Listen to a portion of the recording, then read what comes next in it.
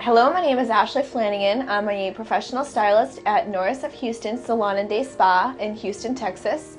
Today we're going to be covering short wavy hair. With short wavy hair, I would use a softening shampoo. Redken has a softening shampoo, or another alternative is a hydrating shampoo that you can find at local stores or beauty salons. On Rick's hair, we just got done shampooing his hair with a hydrating shampoo. We're going to go through and towel dry his hair. So this is a wash and go style. We're not going to be using any kind of blow dry or heating tools.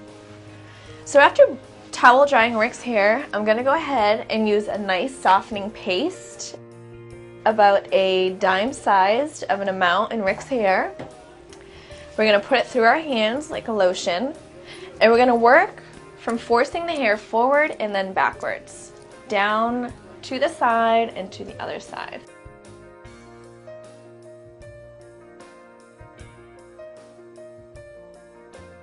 If you have a hairline like Rick's, the best way to separate wavy hair is to more or less pull the front a little bit forward, bring the top down, and the side down as well. So this is going to be your focal point of the haircut, and this is going to tame the wave in the hair.